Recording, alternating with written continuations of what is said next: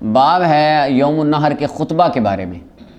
یوم النحر والے دن جو حضور علیہ السلام نے خطبہ دیا، اور ایام تشریق والے دن رمی کرنا اور واپس آنا، الوداعی طواف۔ 2659 نمبر روایت حضرت ابو بکرہ نفیع بن حارثہ ثقفی رضی اللہ تعالیٰ عنہ، ان کا نام ہے۔ آپ فرماتے ہیں ہمیں نبی صلی اللہ علیہ وسلم نے یوم النحر والے دن خطبہ دیا، اور حضور علیہ السلام نے فرمایا، مولا علی قاری کہتے ہیں یہ خطبہ نصیحت تھا، خطبہ حج نہیں تھا، یہ نصیحت کے لیے خطبہ تھا۔ تو آقا کریم علیہ السلام نے فرمایا بے شک زمانہ وہ گھوم کے اسی حیت اور حالت پر آ گیا ہے جیسے اللہ تعالیٰ نے اسے آسمان و زمین جس دن سے پیدا کیے تھے۔ یعنی اللہ تعالیٰ نے جو آسمان و زمین کو پیدا کیا تو اللہ تعالیٰ نے سال کی مدت کتنی بنائی؟ 12 مہینے، ٹھیک ہے۔ اہل عرب کیا کرتے تھے زمانہ جاہلیت میں؟ وہ کبھی سال 13 مہینے کا کر لیتے، کبھی 12 کا کر لیتے۔ مثلا رجب کا مہینہ یہ محترم مہینہ ہے، محرم حرمت والا ہے، تو وہ کیا کرتے اگر جنگ چل رہی ہے نا، آگے رجب، وہ کہتے تھے نہیں یہ رجب نہیں ہے، رجب کا مہینہ چڑھ گیا، وہ کہتے نہیں یہ رجب نہیں ہے تو کوئی اور ہے، تو جنگ کرتے رہتے اور کہتے بھائی رجب کا اگلا مہینہ ہوگا۔ یعنی اپنی مرضی سے مہینے بدل لیتے اور اپنی مرضی سے وہ جو ہے نا آگے پیچھے دنوں کو اور سالوں کو کر لیتے، کبھی حج کا مہینہ بدل دیا، کبھی رجب کا بدل دیا، یعنی جو ان کا دل کرتا وہ کرتے۔ تو نبی علیہ السلام نے فرمایا آج کے دن جو ہے نا وہ زمانہ اور وقت اسی طرح اپنی حیت پر واپس آ گیا ہے جیسے اللہ تعالیٰ نے آسمان و زمین کو خلق فرمایا تھا۔ اچھا جی، فرمایا ایک سال 12 مہینوں کا، اور ان میں سے 12 میں سے 4 حرمت والے ہیں، ان میں سے 3 لگاتار آتے ہیں، ذوالقعدہ، ذوالحجہ اور محرم، اور ایک رجب ہے، ایک رجب کا مہینہ ہے جو قبیلہ مزر کا ہے۔ یہ قبیلہ مزر کی طرف اس کی نسبت اس وجہ سے کی گئی، قبیلہ مزر کے لوگ جو تھے انہوں نے ساری زندگی کبھی رجب میں جنگ نہیں کی تھی، اور وہ رجب کا اتنا احترام کرتے تھے کہ جتنا باقی اہل عرب کو نصیب نہیں ہوا۔ ان کے ادب کرنے کی وجہ سے رسول اللہ نے رب کے مہینے کو ان کی طرف منسوب فرما دیا۔ تو یہ ادب دیکھیں کتنا بارگاہ ربوبیت میں بھی قبول ہوتا ہے، بارگاہ رسالت میں بھی قبول ہوتا ہے۔ تو وہ ادب بڑا کرتے تھے اس مہینے کا۔ تو فرمایا یہ حرمت والے مہینے ہیں، اور رجب جو قبیلہ مزر کا ہے وہ جو 2 جمادیوں اور شعبان کے جمادی ثانی اور شعبان کے درمیان ہے۔ دوسرا جمادی الاولیٰ آتا ہے نا، ایک جمادی الاول جسے ہم کہتے ہیں، پھر جمادی ثانی کہتے ہیں، اس کے بعد فرمایا جو ایک جمادی اور ایک شعبان کے درمیان میں ہے، یعنی رجب کا مہینہ۔ آگے پیچھے کے مہینے بتائے، سینٹر والا ہے۔ اچھا یہ حرمت والے ان کو کیوں کہا جاتا تھا؟ حرمت والے اس کے اندر جنگ منع ہوتی تھی، تو جنگ اس کے اندر جنگ اس کے اندر حرام تھی۔ تو بعد میں جمہور علماء فرماتے ہیں، بعض کا یہ ہے کہ اب بھی اس کے اندر جنگ کرنا، کہ جمہور علماء فرماتے ہیں کہ اس کے اندر جو لڑائی کرنا، جنگ کرنا تھا، یہ منسوخ ہے، اور اس کی تعویل ظلم کے ساتھ کی گئی ہے کہ ان مہینوں کے اندر ظلم کرنا، ویسے بھی ظلم کرنا حرام ہے، لیکن ان مہینوں میں ظلم کرنا یا کسی کے اوپر گناہوں کا ارتکاب کرنا وہ زیادہ بڑا گناہ ہے۔ تو جہاں تک بات رہی مسلمانوں کے غزوہ کی، مسلمانوں کے جہاد فی سبیل اللہ کی، تو وہ ان مہینوں میں بھی جائز ہے۔ اس کی وجہ نبی علیہ السلام نے حوازن کے ساتھ طائف کا محاصرہ کیا، حوازن کے ساتھ حضور نے جنگ کی، یہ جنگیں شوال اور ذوالقعدہ کے مہینے میں، تو یعنی یہ ذوالقعدہ حرمت والا مہینہ ہی تھا، اس کے اندر حضور علیہ السلام نے خود غزوہ مبارک پر تشریف لگے۔ حضور نے ہر مہینے میں لشکر بھیجے بعد میں، لہٰذا مسلمانوں کا جہاد وہ اس کی اجازت ہے، وہ اس سال کے 12 مہینے جب بھی ہو۔ اچھا جی، تو نبی کریم صلی اللہ علیہ وسلم نے صحابہ کو فرمایا میرے صحابہ یہ کون سا ہے مہینہ؟ تو صحابہ کہتے ہیں ہم نے عرض کی اللہ اور اللہ کے رسول زیادہ جانتے ہیں۔ اب صحابہ کو پتہ تھا کہ نہیں کون سا مہینہ ہے؟ پتہ تھا تو ہی حج کرنے آئے تھے کہ ذوالحجہ ہے، تو حضور فرما رہے کون سا مہینہ ہے؟ کہتے ہیں یہ اللہ رسول ہی جانتا۔ پتہ چلا نہ بتانا، یہ کہنا کہ مجھے نہیں پتہ یا اللہ رسول ہی بہتر جانتا ہے، یا کسی سوال کا جواب نہ دینا، یہ عدم علم کی دلیل نہیں ہوتی، یہ عدم علم کی دلیل نہیں۔ مثلا نبی کریم صلی اللہ علیہ وسلم سے کسی نے پوچھا کوئی مسئلہ، تو محبوب علیہ السلام نے اس کا جواب کہ جس طرح وہ حدیث جبریل میں آتا ہے مل مسئول عنہ بعلم من السائل، تو یہ اسے عدم دلیل ثابت نہیں ہوتا، کیونکہ یہاں پہ صحابہ کو پتہ تھا نا ذوالحج کا مہینہ ہے، لیکن صحابہ فرما رہے اللہ اور اللہ کے رسول ہی زیادہ جانتا ہے۔ یعنی عدم نہ بتانا عدم علم کی دلیل ہے۔ دوسرا مسئلہ اس سے یہ نکلا اللہ کے نام کے ساتھ رسول اللہ کے نام کو ملانا صحابہ کی سنت ہے۔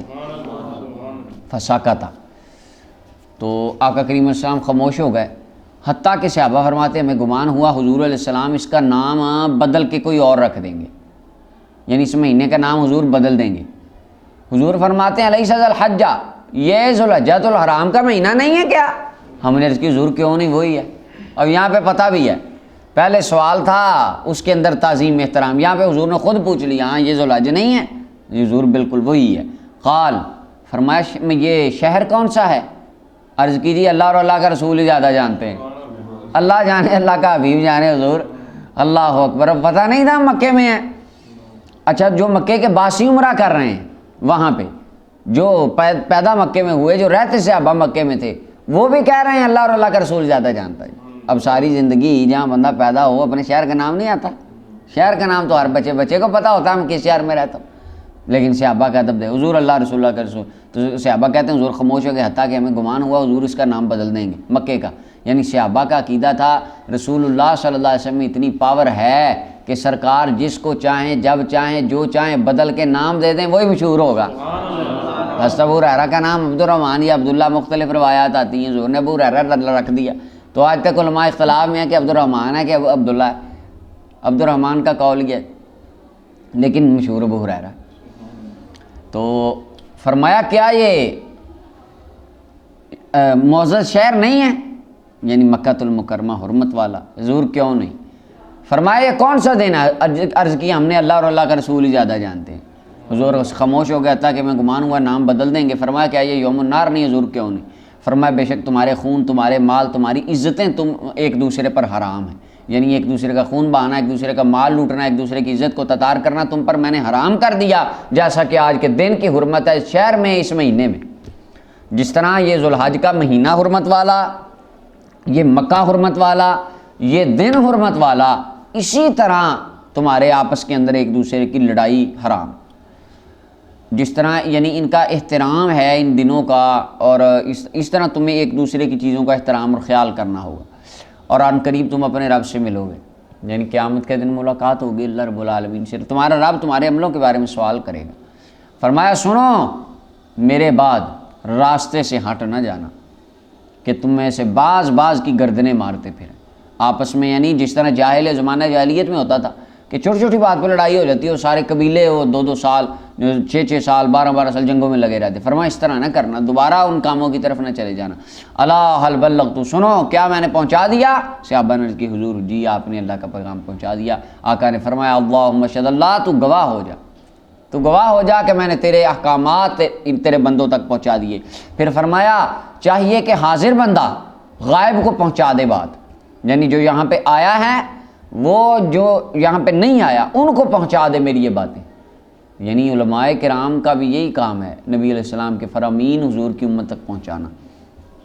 تو یہ صرف علماء کا کام نہیں ہے، یا مدارس میں پڑھنے والے لوگوں کا کام نہیں ہے، نبی علیہ السلام کے ہر امتی کی یہ ڈیوٹی ہے، اس کو جو بات صحیح نبی کریم صلی اللہ علیہ وسلم کی پہنچے، قرآن کریم کی پہنچے، وہ آگے پہنچائے، ایک بندے کو بھی بتائے، ضرور بتائے۔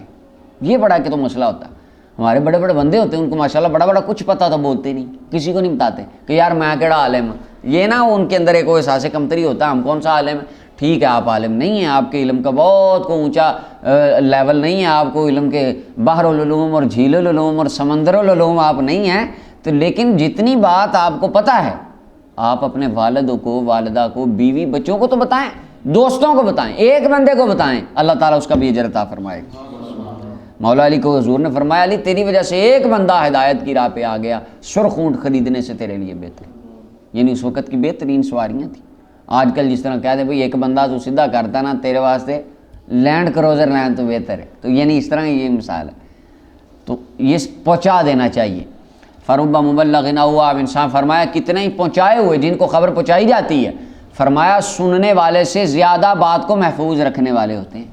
یعنی بعض اوقات ایک بندہ میں کوئی بات سنتا ہوں، مجھے اس حدیث سے وہ نقطہ سمجھ نہیں آتا ہے، مثلا میں اس حدیث سے ایک نقطہ نکالتا ہوں، میں آگے کسی کو سناتا ہوں، سننے والے کو اللہ تعالیٰ نے ایسا کرم کیا کہ وہ اس سے 5 نقطے نکال لیتا ہے، ایسا بھی ہو سکتا ہے۔ دیکھیں نا کچھ روایتیں تھیں ان کے اندر متقدمین علماء نے وہ نقطے نہیں نکالے جو بعض متاخرین نے باتیں بیان کی. اب راضی امام راضی قرآن سے جو نقطے نکالتے ہیں وہ پہلے کسی نے نہیں بیان کی. اسی طرح حدیث کی تفہیم میں بعض والے محدثین. اچھا یہ روایتیں اردو ترجمے میں روایتیں ہم پڑھتے ہیں, ملا علی قاری جو حدیث سے استدلال کر کے نقطے نکالتے ہیں, ٹھیک ہے, اور پھر آپ شیخ عبدالحق رحمۃ اللہ علیہ کو چونکہ مشکات پڑھ رہے ہیں اس کے حوالے سے بات کرتے ہیں, تو شیخ عبدالحق رحمۃ اللہ علیہ کی اشیاۃ اللمعات ہے فارسی, اس کے اندر وہ اور کمال ہو جاتی ہے. اس کے اندر جو نقطے ملا علی قاری نے بھی نہیں نکالے وہ شیخ نے نکالے. اور پھر ان دونوں کو جوڑ کے, اور مفتی احمد یار خان نعیمی رحمۃ اللہ علیہ کا اردو لٹریچر ہے, شیخ صاحب کی فارسی ہے, یہ عربی ہے. آپ اردو لٹریچر کی طرف جائیں تو یقین مانیں مفتی صاحب نے کچھ ایسے نقطے نکالنے ہیں ان مشکات کی روایات سے, احادیث سے, کہ جو نہ ملا علی قاری رحمۃ اللہ علیہ نکالے نہ شیخ صاحب رحمۃ اللہ علیہ نکالے, وہ مفتی. تو یہ اللہ تعالیٰ کا علم ہے. فرمایا وہ کس طرح ہے کہ خزائن رحمت ربی اذا اللہ امسکتم خشیۃ اللہ, کہ اس کے پاس ایک خزانہ نہیں, خزائن ہیں, ایک نہیں بڑے خزانے ہیں, اور جس کو چاہتا ہے جتنا چاہتا ہے اپنی جناب سے عطا فرما دیتا ہے. تو مولا علی قاری فرماتے ہیں کہ اس حدیث میں اشارہ ہے جو حضور نے فرمایا نا کہ بڑے ایسے ہیں جن تک بات پہنچائی جائے وہ زیادہ اس کو محفوظ کرتے ہیں, زیادہ سمجھتے ہیں. مولا علی قاری کہتے ہیں اس میں اشارہ ہے ان باب اللہ مفتوح للسالکین, اللہ کا دروازہ سالکوں کے لیے قیامت تک کھلا ہوا, اس کی معرفت کے جام ابھی بند, ہاں وہ دروازہ بھی کھلا ہے قیامت سے پہلے تک, قیامت کے دن تو اور کھلے گا گزر کے پیچھے. یعنی مومنوں کے لیے, سالکوں کے لیے اس کا دروازہ قیامت تک کھلا ہوا. تو جو اس کی معرفت کی راہ پہ چلے, جو اس کے دین کی سمجھ کی راہ پہ چلے, وہ اس کو سمجھ عطا فرماتا ہے. متفق علیہ روایت ہے 2660 نمبر روایت. حضرت وبرہ فرماتے کہ میں نے ابن عمر رضی اللہ تعالیٰ عنہ سے پوچھا کہ میں کب جمرات کی رمی کروں؟ آپ نے فرمایا اس وقت جب تیرا امام رمی کرے. یعنی اس کا مطلب کیا ہے, جو تجھ سے زیادہ جانتا ہے اس کی پیروی کر, کیونکہ اس کو مسئلوں کا زیادہ پتہ ہے, جب وہ جائے چپ کر کے اس کے ساتھ چلا جائیں. اب اس کے اندر حضرت عبداللہ بن عمر اہل علم کی تقلید کا حکم دے رہے ہیں, پیروی کا حکم دے رہے ہیں. تقلید کیا ہے؟ فالو کرنا کسی کو, بس فالوئنگ کرنے کا, اہل علم کا. حضرت عبداللہ بن عمر صحابی رسول ہیں, انہوں نے رسول اللہ صلی اللہ علیہ وسلم کے ساتھ حج کیا. اور وہ بندہ کہتا ہے میں مسئلہ پوچھنے آیا ہوں کہ جمرات کی رمی میں کب کروں؟ فرمایا تب کر جب تیرا عالم کرتا ہے. اہل علم کے ساتھ جڑنا, مولا علی قاری فرماتے ہیں من تبع عالما لقی اللہ سالما, جو اہل علم کے پیچھے لگ گیا اللہ کو ملے گا اس حال میں کہ وہ آفتوں سے, دینی مصیبتوں سے, دین اور کے اندر فتنوں سے, آزمائشوں سے سلامت ہوگا, اپنا دین بچا کے دنیا سے جائے گا جو صحیح اہل علم کے پیچھے لگا. عالم ربانی جنہوں نے قرآن پڑھا, حدیث پڑھی, سمجھا اور اس کو اپنے سینے میں اتارا, جیسے داتا صاحب ہے, عالم ربانی تو یہ ہیں. وگرنہ علم اوپر سے علم پڑھنے والے تو حضور نے تو خارج کے بارے میں فرمایا علم بڑا پڑھیں گے, لیکن بات ہے کہ وہ سینے میں بھی علم کا نور اترا. اگر علم پڑھ کے انسان بے ادب ہوتا ہے نا تو وہ علم نہیں تھا جو اس نے پڑھا, وہ کچھ اور تھا. دیکھیں نا یہ علم کیا علم ہے, شیطان پڑھا وہ لکھا تو تھا اس کے پاس. دیکھیں جو فرشتوں کو پڑھا دیتا تھا تو وہ سوچیں اس کے پاس خود کتنا علم ہوگا. آپ دیکھیں نا جو فرشتوں کی ٹیچنگ کر لیتا ہے وہ کتنا زیادہ علم کا, وہ بحر العلوم تو وہ بھی تھا, ہاں جی, خزانہ العلم تھا وہ پورا, اور جھیل المطالعہ بھی ہوگا. جو لقب آج کل جس طرح ہمارے ہوتا ہے وہ 70 لقب دے دیتے ہیں ساتھ, حضرت علامہ مولانا, تو پتہ نہیں سبحان اللہ کیا کیا. ٹھیک ہے سارے جی ہم تو ماننے والے ہیں, بس صحیح ہے. جس طرح وہ کیا صاحب کی بات یاد آ گئی, صاحب فرماتے تھے کسی بندے نے ایک عالم سے پوچھا کہ بھٹو شہید ہے, تو وہ فرمانے لگے کہ بھائی اس کو شہید ہوتے ہوئے درد نہیں ہوئی, ہمیں مانتے ہوئے کیا درد ہے. ٹھیک ہے, تو جو کوئی کہتا ہے جی میں یہ ہوں, میں امام ہوں, میں کتب دورہ مجدد زماں ہوں, ٹھیک ہے جی ہم ٹھیک کہہ رہے ہیں, آپ کو بنتے وقت درد نہیں, ہمیں مانتے وقت کیا ہے. تو بات یہ ہے کہ خالص علم والے, عرفان والے, اللہ کی معرفت والوں کے ساتھ جو لگ گیا اللہ نے اس کو ہدایت کی راہ پہ ڈال دیا. اچھا جی, وہ کہتے ہیں میں نے دوبارہ اپنا مسئلہ لٹایا, دوبارہ دہرایا کہ میں پوچھنا چاہتا ہوں کہ رمی کا ٹائم کیا ہے. تو حضرت عبداللہ بن عمر نے پھر حدیث نہیں سنائی, قرآن کی آیت نہیں بتائی, آپ فرمانے لگے ہم بیٹھ جاتے تھے ہٹ کے جب سورج زائل ہوتا تھا، ڈھلتا تھا، زوال کا ٹائم ختم ہوتا، اس وقت ہم رمی کرتے تھے، اس وقت ہم رمی کرتے تھے۔ یعنی اس کے اندر پھر آپ اس کو یہی بتا رہے ہیں، پہلے تو کہا کہ اپنے علم والے کے ساتھ چلا جا، بعد میں جب اس نے مزید پوچھا پھر اپنا بتایا کہ ہم ایسے کرتے ہیں۔ اس کی وجہ آپ اشارہ دینا چاہتے تھے، ہم نے کیا ہے جو رسول اللہ نے کیا ہے، ہمارا عمل رسول اللہ کی سنت، اتباع اور پیروی میں ہی تھا۔ اسی طرح فقہائے کرام نے ہمیں جو مسئلے بتائے ہیں وہ رسول اللہ کی حدیثوں سے اخذ کر کے ہی بتائے ہیں، رسول اللہ صحابہ کرام ان کے طریقوں سے نکال کے ہی ہمیں بتائے ہیں۔ تو ابن عمر رضی اللہ تعالیٰ عنہ کی یہ روایت صحیح بخاری کی ہے، اور یہ اہل علم کو فالو کرنے کے اوپر بڑی اچھی دلیل ہے۔ 2661 نمبر روایت ہے، حضرت سالم ابن عمر سے روایت کرتے ہیں کہ آپ جمرہ اولا کی رمی کر رہے تھے۔ آپ رمی کی جمرہ اولا کی 7 کنکریاں ماری، ہر کنکری کے اوپر تکبیر پڑھتے، اس کے الفاظ پیچھے گزر گئے کہ اللہ اکبر پڑھتے، اور بعد میں بسم اللہ پڑھتے، اور پھر ہے آپ پڑھتے بسم اللہ رغما للشیطان ورضا للرحمن اللہم اجعل حجا مبرورا وسعیا مشکورا وذنبا مغفورا، یہ آپ دعا پڑھتے۔ پھر آپ آگے جاتے تاکہ نرم زمین پہ آ جاتے، یعنی اوپر ایک روٹ بنا ہوا تھا، وہاں پہ کنکریاں مار کے پھر نیچے نرم زمین پہ آ جاتے تاکہ راستہ قائم رہے، راستہ بند نہ ہو۔ اب ہر بندہ کے سڑک پہ کھڑا ہو کے دعا مانگنے لگ جائے نا، اللہ کا حکم پھر کر لیا، پیچھے والوں نے آ جائے، یعنی پہلے روڈ بلاک ہو جائے گا۔ اب اس کے اندر یہ ہے کہ جو بھی عبادت ہے آپ وہ کریں اور ہٹ جائیں، راستے کو نہ روکیں، راستہ چھوڑ دیں، سائڈ پہ ہو کے دعا مانگ لیں۔ تو فیقوم مستقبل القبلہ، آپ قبلہ کی طرف بہت دیر کھڑے رہتے، اور ایک روایت میں سورہ بقرہ پڑھنے کے برابر، جتنی دیر لگتی سورہ بقرہ پڑھنے میں اتنی دیر کھڑے رہتے، اور آپ دعا کرتے اور ہاتھوں کو اٹھاتے اور دعا پھر آپ درمیانے جمرہ کے پاس آتے، 7 کنکریاں مارتے، اللہ اکبر پڑھتے، ہر تکبیر کہتے، ہر رمی کے ساتھ کنکری مارتے جب بھی، پھر آپ بائیں جانب چلے جاتے اور نرم زمین پر آ جاتے، کھڑے رہتے، قبلہ کی طرف منہ کر کے دعا کرتے، ہاتھ اٹھاتے، پھر بہت زیادہ دیر کھڑا رہتے۔ تو پھر آخری جمرہ کی جب آپ کرتے نا رمی، تو وہ بطن وادی سے، وادی کے سینٹر سے کرتے، 7 کنکریاں مارتے، ہر کنکری کے وقت تکبیر کہتے۔ اچھا یہاں پر پہلے ہے کہ کر کے رمی نیچے آتے، یہاں پہ ہے کہ نیچے سے کنکریاں مارتے۔ اس کی وجہ حضرت ابن مسعود رضی اللہ عنہ سے بھی مروی ہے کہ آپ سینٹر سے، وادی کے سینٹر سے اوپر کو کنکریاں مارا کرتے تھے۔ اس کی وجہ یہ ہے کہ آپ فرماتے تھے یہ وہ مقام ہے جہاں پر اس ہستی نے کھڑے ہو کر رمی فرمائی جن پر سورہ بقرہ نازل ہوئی تھی۔ اور یہ اینڈ والے جمرہ کے اندر نیچے سے کنکریاں اس وجہ سے کہتے ہیں، ملا علی قاری کہتے ہیں ماری جاتی ہیں، کیونکہ اگر اوپر سے کنکریاں مارے نا تو آگے نیچے والے افراد کو پتھر لگنے کا ڈر ہوتا ہے کہ ان کو پتھر لگ سکتا ہے، اس لیے وہ جو جگہ جہاں پہ حضرت ابن عمر کھڑے ہوتے تھے وہ سنت کے مطابق تھی اور مناسب بھی وہی ہے۔ اچھا جی، اگر کوئی اوپر جا کے بھی اوپر سے نیچے کو رمی کرتا ہے تو امام صاحب کہتے ہیں جائز تو ہے لیکن سنت کے خلاف ہے، بہتر ہے سنت طریقے پر عمل کرے۔ اچھا جی، آخری جمرہ کی آپ رمی کرتے، اس کے پاس زیادہ دیر کھڑے نہیں ہوتے تھے، پھر آپ چلے جاتے اور فرماتے اسی طرح میں نے نبی کریم صلی اللہ علیہ وسلم کو فرماتے ہوئے دیکھا ہے۔ آخری جمرہ کے پاس کھڑے اس وجہ سے نہیں ہوتے تھے کہ وہ وہاں پر آ کے لوگوں نے آگے سے جانا ہوتا تھا، اگر ہر بندہ وہاں کھڑا ہونے لگ جائے اس سے بھی راستہ بند ہونے کا ڈر تھا، خوف تھا، تو اس وجہ سے آپ نفس طریق کو، راستے کو چھوڑ کر آپ چلے جاتے، کیونکہ دعا تو پہلے ہو گئی 2 جمروں کے پاس، اب آگے جمرہ بھی کوئی نہیں ہے، لاسٹ والا تھا مارا اور بات مکمل ہو گئی تو دعا پہلے ہو گئی، آپ آ جاتے۔ امام بخاری نے اسے روایت کی ہے۔ تو 2662 نمبر روایت ہے، حضرت ابن عمر رضی اللہ عنہ فرماتے ہیں حضرت عباس ابن عبد المطلب نے نبی صلی اللہ علیہ وسلم سے اجازت مانگی کہ وہ منا کی راتیں مکہ میں گزارنا چاہتے ہیں حاجیوں کو پانی پلانے کی وجہ سے۔ عذر یہ تھا، ویسے تو رات منا میں گزارنا افضل ہے، انہوں نے اجازت حضور کے چچے جان نے مانگی کہ یا رسول اللہ مجھے اجازت دے دیں، میں جا کے مکہ میں رات رہنا چاہتا ہوں، کیونکہ میں نے وہاں آب زمزم سے پانی نکال کے پلانا ہے، کیونکہ ڈیوٹی ان کی تھی۔ سب سے پہلے یہ جو تھا آب زمزم کا حوض، یہ حضرت قصی ابن کلاب ان کے دست مبارک میں تھا۔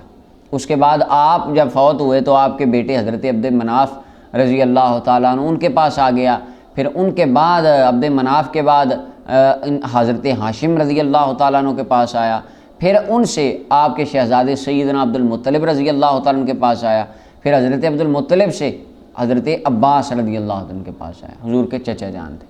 یعنی یہ نسل در نسل رسول اللہ کے خاندان مبارک میں یہ حاجیوں کو پانی پلانے کی خدمت چلی آ رہی تھی۔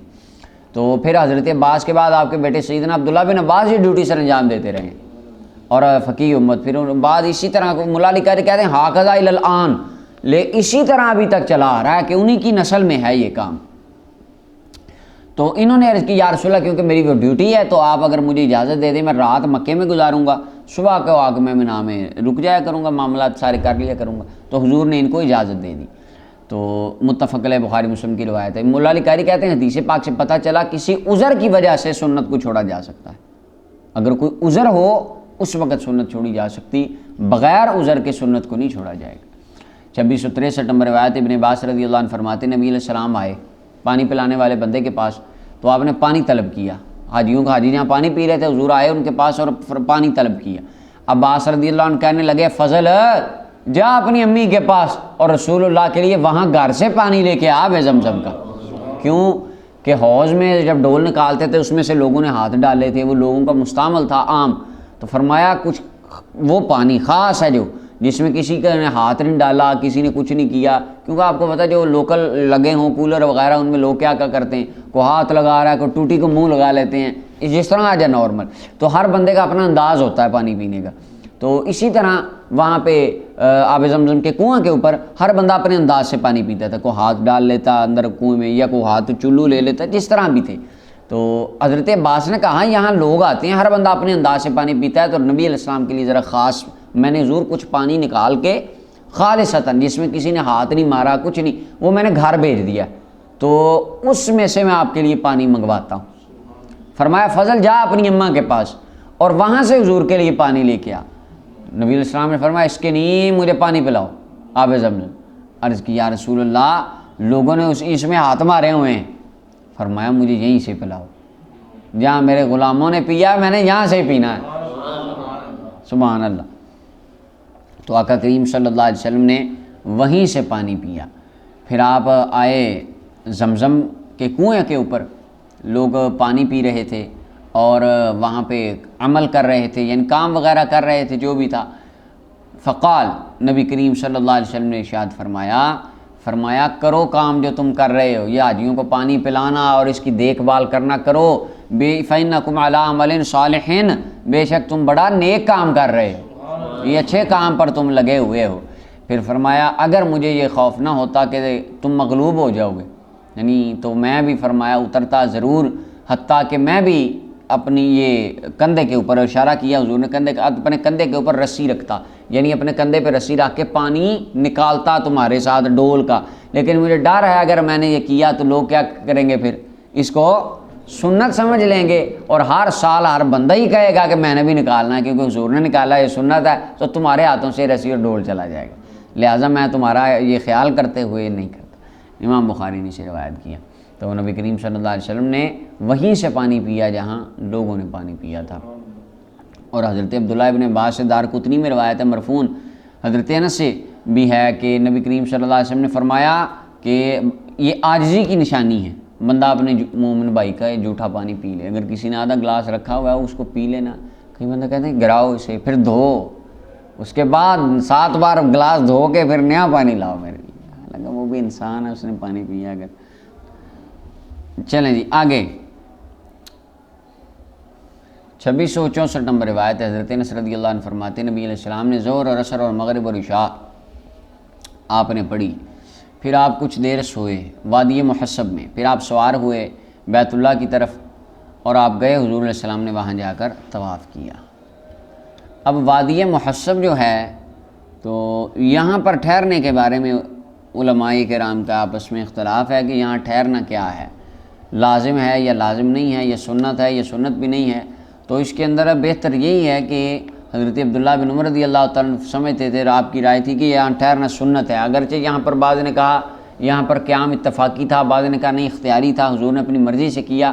بہرحال مسئلہ یہ ہے کہ وادی محسب میں ٹھہرنا نبی کریم صلی اللہ علیہ وسلم کی سنت ہے، حج کی سنت نہیں ہے یا حج کا رکن نہیں ہے، واجب نہیں ہے، لیکن سنت ہے. جس سے ہو سکے وہ اس وادی میں جا کے ٹھہرے، یہ آقا کریم اسلام کی سنت ہے.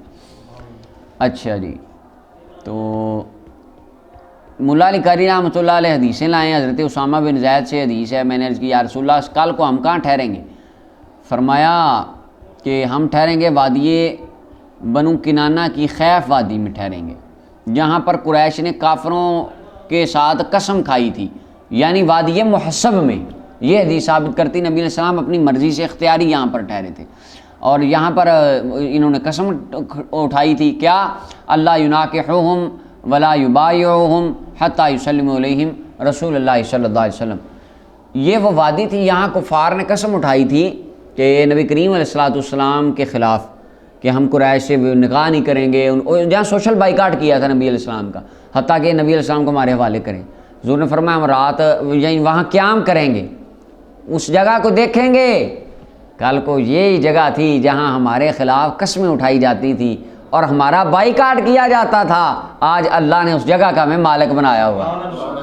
تو یعنی اس سے ہمارے دل میں اللہ رب العالمین کی انعام پر شکر کرنے کا مزید جذبہ پیدا ہوگا۔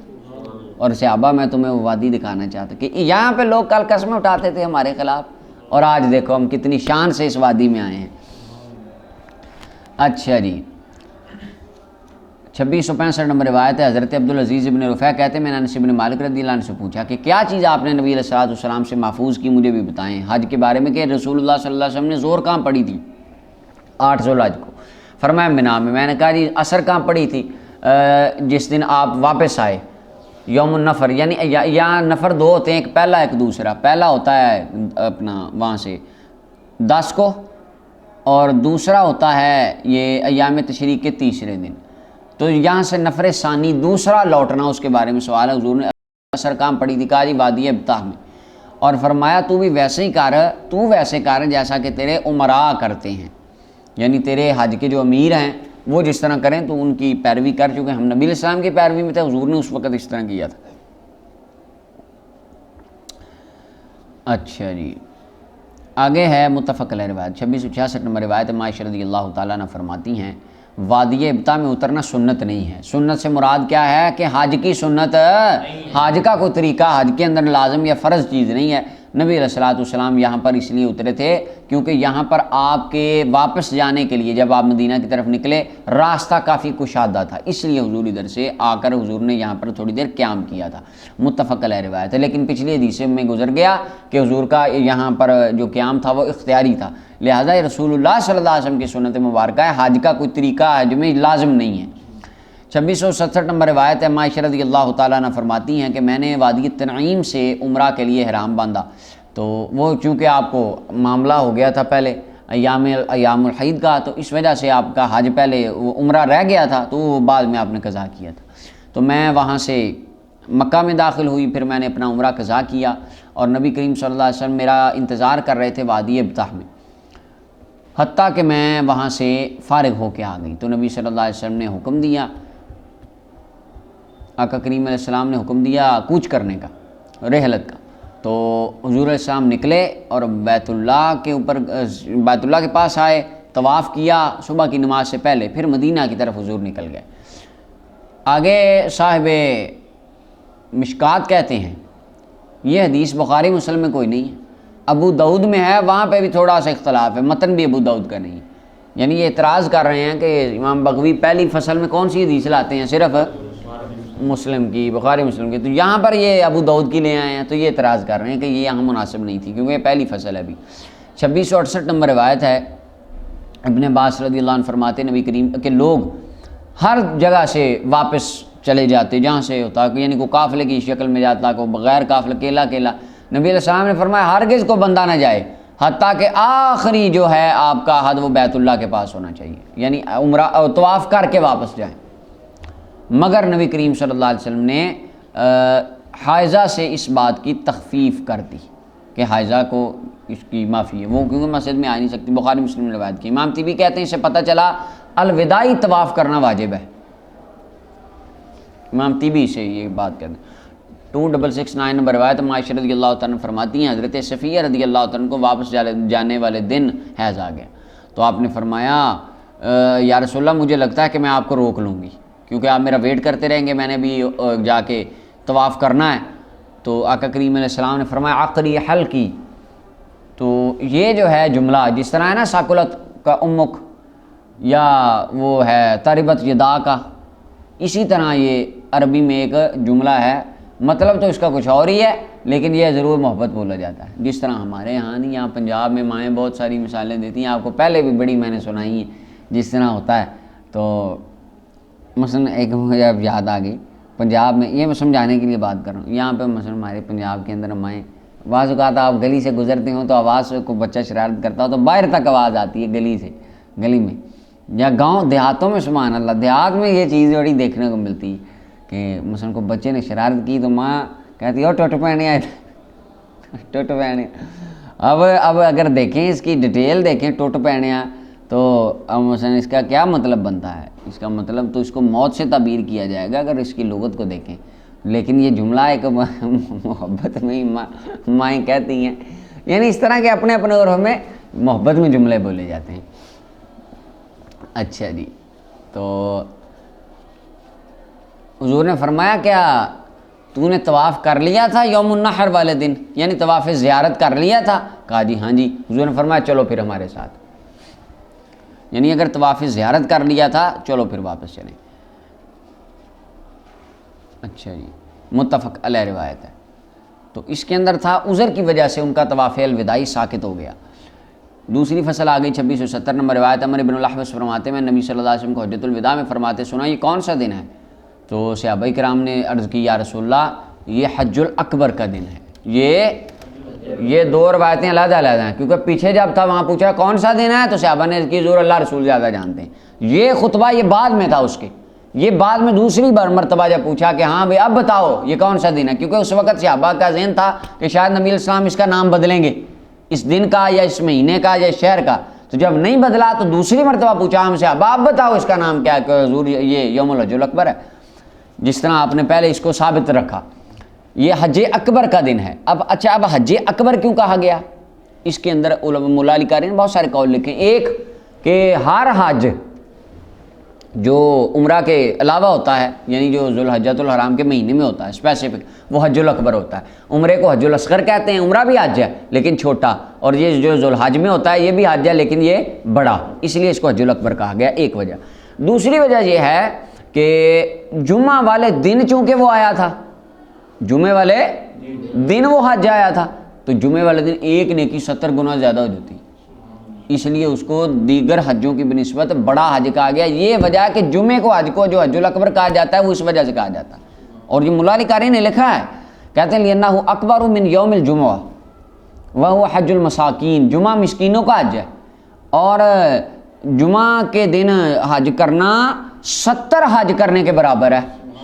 ایک بندہ ذوالحج کے مہینے میں 70 بار حج کرتا ہے ایک جمعے کے برابر، تو یہ جمعے والے کے اندر ثواب کی زیادتی ہے. جمعے والے دن ویسے بھی کیونکہ جمعے کے دن کی خاصیت، اس وجہ سے جو حج جمعے والے دن آئے اس کو حج الاکبر کہا گیا حدیث میں. ایک مطلب اس کا یہ بھی ہے. تو یعنی یہاں پہ ہمارے عرف میں جو حج الاکبر کہا جاتا ہے نا، جمعے والے دن جو حج ہے جو وہ حج اکبر ہے، اس کی دلیل یہ بخاری کی حدیث ہے اپنا ترمذی کی، ترمذی اور ابن ماجہ کے اندر. تیسری وجہ سبحان اللہ، مولا علی قاری کہتے ہیں حج الاکبر بڑا حج، اس کو بڑا اس لیے کہا گیا تھا اس میں رسول اللہ آئے تھے، اس لیے بس وہ ایک ہی پھر حج الاکبر تھا. اس کے بعد قیامت تک حج چھوٹے ہی ہیں، بڑا وہی تھا جس میں رحمت للعالمین خود حج کرنے تشریف لائے تھے. ایک یہ بھی احتمال ہے. قال تو محبوب علیہ السلام نے فرمایا فَإِنَّ دِمَاءَكُمْ وَأَمْوَالَكُمْ وَأَعْرَاضَكُمْ بَيْنَكُمْ حرام، فرمایا تمہارے خون، تمہارے مال، تمہاری عزتیں ایک دوسرے کے لیے حرام ہے جیسا کہ آج کے دن کی اس شہر میں حرمت ہے. سنو لا، یہ وہی بات دو، آگے یہ نئے الفاظ ہیں. الا لا یجنی جان علی نفسی، خبردار کو بندہ اپنی ذات پر اپنے اوپر ظلم نہ کرے، جس طرح کئی جاہل اپنے آپ کو قتل کر لیتے ہیں. ٹھیک ہے. یا ایھا الذین آمنوا علیکم انفسکم، قرآن میں تمہاری جانوں کی حفاظت تم پر لازم کی گئی ہے. لا تلقوا بایدیکم الی التہلکہ، خود ہلاکت میں نہ جاؤ، اپنے آپ کو نہ ڈالو. فرمایا کوئی اپنے اوپر ظلم نہ کرے، ولا یجنی جان علی ولدی، کو اپنی اولاد پر ظلم نہ کرے، کوئی بچہ اپنے والد پر ظلم نہ کرے. اچھا اس کے اندر یعنی بتایا گیا کہ قریبی رشتہ داروں کا ظلم کرنا ایک دوسرے پر حرام ہے، تو جس کے ساتھ رشتہ داری نہیں ہے اس کے ساتھ ظلم کرنا بدرجہ اولا حرام ہے. اس طرح ہی ہے نا. لیکن بیٹے کو باپ پھینٹی بھی لگا دیتا ہے، بیٹے کو باپ لگا دیتا ہے، بیٹے کو جو چاہے دے جو چاہے لے لے. تو حضور نے فرمایا بیٹے سے ظلم کرنا بھی حرام ہے، چاہے جائے کہ تم باہر کے بندے سے ظلم کرو. اچھا الا وان الشیطان قد ایس ان یعبد فی بلدکم ھذا ابدا، فرمایا سنو شیطان مایوس ہو گیا ہے کہ اس شہر میں تمہارے مکہ میں کبھی بھی اس کی عبادت کی جائے، اعلانیہ طور پہ مکہ المکرمہ میں کبھی بت پرستی نہیں ہوگی، قیامت آنے سے پہلے تک ایسا نہیں ہوگا۔ فرمایا لیکن ستکون لہ طاعۃ، مسلمانوں، یہ حضور علیہ السلام کا خطاب قیامت تک آنے والے مومنوں کے لیے، مخاطب اگر جیسے صحابہ ہیں، حکم ہمارے لیے، بات ہمارے لیے، کیونکہ صحابہ کرام کے اندر تو یہ ممکن نہیں تھا، کیونکہ قرآن نے ان کے تقوی کی گواہی دے دی۔ فرمایا ان قریب ہوں گی مسلمانوں کے لیے شیطان کی فرما برداری ہوگی ان چیزوں میں جنہیں تم حقیر سمجھتے ہو اپنے اعمال سے، یعنی وہ گناہ جنہیں تم بڑا چھوٹا جانتے ہو، جھوٹ بولنا ہمارے مسلمانوں میں عام ہے۔ فرمایا شیطان اس سے راضی ہوگا، تم راضی کرو گے اس کو اپنے ان عملوں کے ساتھ۔ مولا علی قاری نے بڑی پیاری بات کی۔ مولا علی قاری کہتے ہیں کہ نبی علیہ السلام نے فرما دیا کہ شیطان مسلمان جزیرہ عرب میں شیطان کی پوجا نہیں کریں گے کبھی، اعلانیہ طور پہ شیطان کی پوجا عرب میں نہیں ہوگی کبھی۔ اب شیطان کو جب یہ پتہ چل گیا کہ میری پوجا انہوں نے نہیں کرنی، انہوں نے بت نہیں پوجنے، اللہ کے ساتھ شرک نہیں کرنا، تو اس نے کہا اب وہ کام تو انہوں نے کرنا نہیں، ان کو اب دوسری طرف سے پھنسا لوں۔ اس وجہ سے وہ دل میں اپنا وسوسے ڈالتا ہے۔ مسلمان اسی وجہ سے کثرت سے جھوٹ بولتے، خیانت، دو نمبری کرنا، یہ چھوٹے ان گناہوں کو ہمارے بندے چھوٹا سمجھتے ہے کہ نہیں؟ اس طرح کرپشن، جھوٹ، گناہ، دل آزاری، بد اخلاقی، چوری، یہ مسلمانوں میں کافروں کی بنسبت گناہ زیادہ پائے جاتے ہیں۔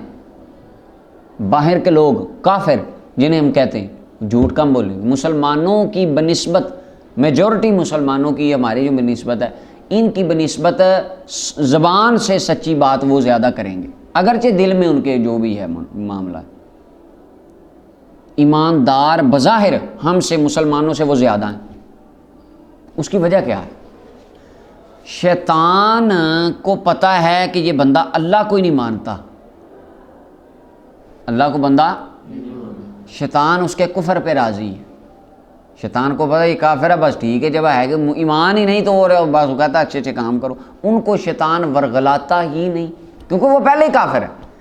اب مسلمان کے پاس ایمان کی نعمت ہے، وہ اس کو پتہ ہے یہ نعمت میں اسے چھین نہیں سکتا، لیکن میں اسے اور کسی اعتبار سے تو گندہ کر سکتا ہوں، تو وہ مسلمانوں کے دل میں وسوسات بنائے گا۔ مال کی حرص، لالچ انسان کے دل میں آ جائے گی۔ اچھا یہ بھی سارا مدعا ہم نا، یہ بھی ہماری بڑی ایک، یہ میں آپ کو ایک ویسے بات بتا رہا ہوں کہ شیطان بنسبت کفار کو ورغلانے کے مسلمان پہ محنت زیادہ کرتا ہے، کافر کو نہیں ورغلاتا کیونکہ وہ پہلے ہی کافر ہے۔ تو جس کے پاس ایمان ہے، مولا علی قاری نے بڑی پیاری مثال دی۔ مولا علی قاری کہتے ہیں لا يدخل اللص فی بیت الا فیہ متاع نفیس، او چور اسی گھر میں جاتا ہے جہاں پیارا پیارا سامان پڑا ہو، چور وہاں ہی جاتا ہے۔ تو جس گھر میں ہو ہی کچھ نہ، جس دل میں ایمان ہی نہیں، چور نے، شیطان چور ہے، جس میں ایمان ہی نہیں وہاں اس نے کیا کرنے جانا ہے؟ تو جہاں اللہ اور اللہ کے حبیب کی محبت ہے، جہاں اللہ ہے، جس دل میں رسول اللہ ہیں، جس دل میں رسول اللہ کی نسبت رکھنے والے صحابہ، اہل البیت، حضور کی آل اولاد ازواج ہیں، اولیاء ہیں، شیطان بھی وہیں جائے گا نا، ڈاکہ تو وہیں مارنا ہے، چینی تو وہیں ہے جہاں قیمتی سامان ہے۔ تو لہٰذا بات کرنے کا مقصد ہے شیطان کفار سے زیادہ محنت مومنوں پہ کرتا ہے ورغلانے کے لیے، اور مومن ایسا ہے کہ وہ دھوکے میں بھی آتا ہے۔ لیکن ہمارے ہاں ایک یہ بھی پھر بڑا مسئلہ کہ وہ میری اس گفتگو سے یہ نہ سمجھے کہ حضرت صاحب سارا مدعا شیطان پہ ڈالنا ہے، یہ بات نہیں ہے۔ حضور نے ہمیں شیطان سے بچنے کے طریقے بتائے ہیں، حضور علیہ السلام نے ہمیں اس کے طریقہ واردات سمجھائے ہیں، آگے سے ہماری بات عقلی کہ ہم اس کو نہ سمجھیں اور اس سے نہ بچیں۔ اب دیکھیں نا، بندے کہتے ہیں جی اپنا تقریر دیکھیں جی کوئی کریں، ایسی کوئی اچھی تقریر کریں لوگوں کو، کئی ایک عالم دین کہنے لگا، مجھے بندہ کہتا کہ سارے انہیں کچھ سمجھائیں، انہیں نا آپ کچھ سمجھائیں، سمجھانے والی تقریر کریں۔ وہ کہتے ہیں، میں نے کہا بھئی ہاں جی، ہاتھ کھڑا کرے جس بندے کو نہیں پتا کہ زنا کرنا حرام ہے، ہاتھ کھڑا کرے وہ بندہ۔ سب کو پتا ہے؟ کہتے جی پتا۔ چوری کرنا حرام پتا آپ کو؟ پتا جی۔ جھوٹ بولنا حرام ہے پتا سب کو؟ جی پتا ہے۔ گناہ کبیرہ ہے پتا ہے؟ ہاں جی پتا ہے۔ غیبت کرنا، کسی کی چغلی کرنا، اس کی پشت کے پیچھے کسی پہ الزام لگانا، کسی کی آبرو ریزی کرنا، دودھ میں پانی ڈالنا، دیہات کا علاقہ تھا، دودھ میں پانی ڈالنا آپ کو پتہ ہے حرام ہے، سارے چپ۔ ہاں جی پتہ سارا کہتے لگے یہ سارا کچھ آپ کو پتہ ہے، آپ اس پہ عمل نہیں کر رہے اور مجھے دوبارہ کہہ رہے ہیں کہ یہی باتیں، آپ ڈنگر ہیں، آپ کو نہیں پتہ یہ کام نہیں کرنے۔ کتنی بار بتاؤں، قرآن میں جب واضح آ گیا ہے اللہ نے حرام کر دیے، میں آپ کو اب کیا کروں، آپ کو میں بتاؤں، میں آپ کو اب یہی بتا رہا ہوں کہ صحابہ کیسی تھی، ان کی زندگیاں کیسی تھیں، حضرت مولا علی رضی اللہ تعالیٰ عنہ اہل بیت اطہار کی زندگیاں کیسی تھیں، اولیاء امت نے زندگی کو، شاید آپ کو ان کو دیکھ کے ہی عقل آ جائے، پر آپ کو دیکھیں جی جس نے سمجھنا ہے اس نے، یہ چیزیں کامن ہیں، ہر بندے کو یہ پتہ ہے۔ پاکستان میں کرپشن کی کیا صورتحال، سارے سب کے سامنے، ایک پی این سے لے کے اوپر آخری ملک کی جو گدی ہے وہاں تک ہر سیٹ والا بندہ لوٹتا پاکستان کو، الا ماشاء اللہ بہت سارے اچھے بھی ہیں، نیک بھی ہیں، لیکن تقریباً میجورٹی اسی طرح کرپٹ ہے۔ اب وہ مسلمان ہیں، ان کو پتہ ہے کہ کرپشن کرنا حرام ہے، پتہ ہے نا، پھر بھی کر رہے ہیں۔ ایک ریڑھی والا بندہ ہمارے پاکستان میں بھی پھٹی لگاتا ہے، ویڈیوز آتی ہیں، ایک دن ویڈیو ایک آئی کہ ایک بندہ، وہ خاتون ہے بیچاری، وہ اپنا وہ میرے خیال سے وہ مالٹے ہیں وہ تلواتی ہیں، جو رکھتی ہے شاپر میں، وہ رکھتا ہے، اور یا ویسے تو درجن کے اعتبار سے ہوتے ہیں، وہ کئی مقامات پاکستان میں وہاں کلو کے اعتبار سے مالٹے بکتے ہیں، تو وہ تلواتی ہے، تو وہ تول کے نا، وہ تو کہتا ہے وہ شاپر ڈبل کرنے کی نیت سے وہ اٹھاتا ہے نیچے، ساتھ ایک پہلے پیک شاپر رکھا ہوتا ہے اس کے اندر، یعنی کم ہوں گے یا والا، وہ اٹھا کے چپ کر کے اس کو دے دیتا ہے۔ تو وہ بعد پتہ چلا کہ انہوں نے پہلے کچھ پیکٹ بنائے ہوتے ہیں نیچے، ان کے اندر خراب ہوتی ہیں جی، تو شاپر ڈبل کرنے کے بنسبت نیچے کی ہے، ساتھ دوسرا اٹھا کے دے دیا جیل میں۔ اب یہ دیکھیں، یہ ریڑھی والا بندہ بھی پٹی لگاتا ہے، اللہ معاف فرمائے۔ تو یہ جو چیزیں ہیں نا، یہ مسلمانوں کے اندر یہ معاملہ، تو ان کو بہتر ہم نے خود کرنا ہے۔ تو اور اس کا سب سے پہلی بات، یہ شروع کیسے ہوگا، ہم اپنا آپ ٹھیک کر لیں۔ دیکھیں معاشرہ کون ہے، ہم آپ اور میں معاشرہ ہیں، ہم ہی ہیں نا۔ میں اپنے آپ کو ٹھیک کروں کہ میرے اندر کم از کم یہ آپ نہیں ہونا چاہیے، آپ اپنے آپ کو کریں ٹھیک، آپ ٹھیک ہوں گے، ہر بندہ اپنے آپ کو ٹھیک کر لیں، معاشرہ خود ہی صحیح ہو جائے۔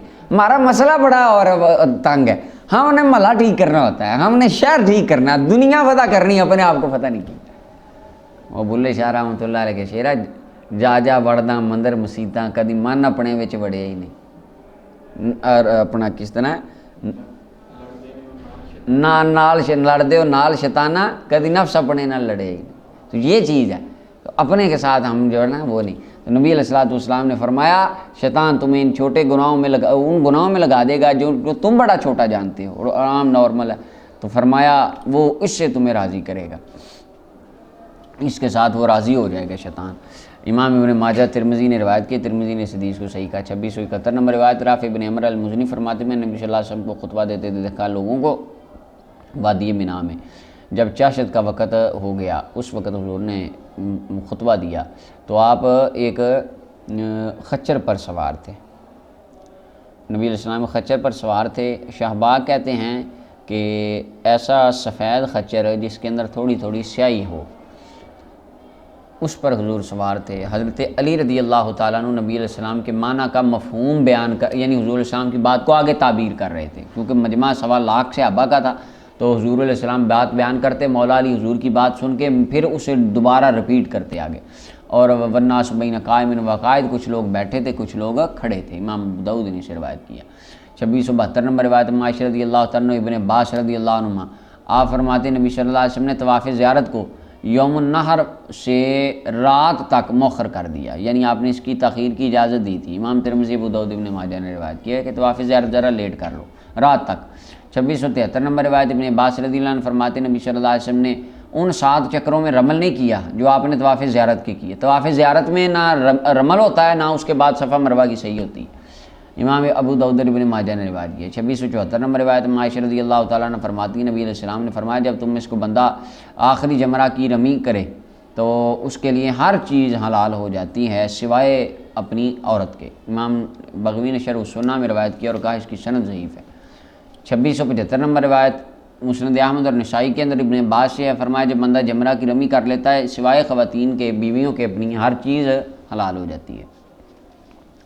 2676 نمبر روایت، عائشہ رضی اللہ تعالیٰ نے فرماتی ہیں نبی صلی اللہ علیہ وسلم نے طواف زیارت کیا من آخر یوم ہی، آپ نے آخری دن طواف کیا جب نماز ظہر پڑھ لی، طواف زیارت، پھر آپ مینا کی طرف گئے، وہاں ایام تشریق کی راتیں ٹھہرے، جمرات کی رمی کی، جب رمی فرماتے جب سورج زائل ہو جاتا، ہر جمرے کو 7 کنکریاں مارتے، ہر کنکری مارتے وقت تکبیر کہتے، پہلے دوسرے کے پاس کھڑے ہوتے لمبا ٹائم، جس طرح عبداللہ بن عمر ہوتے تھے، عبداللہ بن عمر سنت اسی طریقے کو دیکھ کے ہوتے تھے نا، اور آپ وہاں پر عاجزی کا اظہار کرتے، گڑ گڑاتے اللہ رب العالمین کی بارگاہ میں، تیسرے جمرہ کی رمی کرتے اور حضور وہاں کھڑے نہ ہوتے، بس وہاں پر پھر گزر جاتے۔ امام ابو داؤد نے اس کو روایت کیا۔